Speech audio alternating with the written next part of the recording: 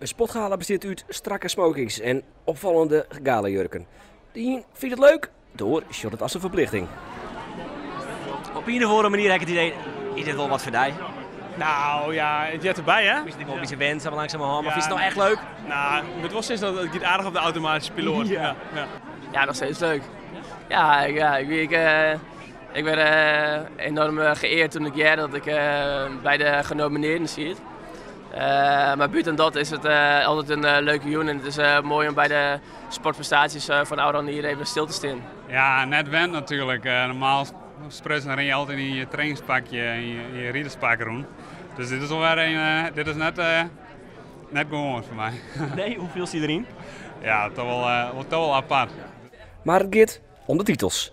Voor de individuele titels binnen 6 Friezen nomineerd.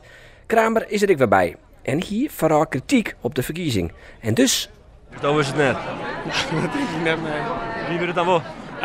Ik denk Michel Mulder Miss Arjen Robben. en Irene Wust. Dat klopt. Hockeyvrouwen denk ik, of voetbal. De voetballers inderdaad. En Van Gaal als trainer. En Van Gaal werd coach van het jaar. Eén Fries dus in de prijzen. Dit was zeker een verrassing en het waren natuurlijk de andere genomineerden waren ook absoluut dames met grote klassen die heel veel gepresteerd hebben dit jaar. Dus ja, nee, absolute verrassing. Heel blij mee.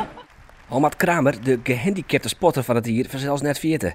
Norbruis en Van der Horst binnen nomineerd, maar de prijs gaat naar Bibian Mentel. Is nou dat ik teleursteld? Nee, het is sowieso al heel speciaal om mij te maken. En ik ben voor het eerst dit hier op het sportgala überhaupt en dan meteen al nomineerd. Dat is natuurlijk een hele eer. Ja. En alleen maar een waardering voor je prestaties. Dus daar ben ik heel blij mee. Toch voel er nog een Fries in de prijzen. Rintje Ritsma. Hij wint de oeuvreprijs, de Fanny Blanke Schoen Award. Nou ja, als je van welke sporters als hem krijgen heeft, dan ben ik echt trots dat ze mij zijn prijs ik gunnen. En ze zitten de verzin is de mecht, want daar heeft een hoop voor de sport dienen. En het is raar dat ze die nog nooit krijgen heeft. Dus ja, ik ben vereerd dat ik hem in ontvangst mocht nemen.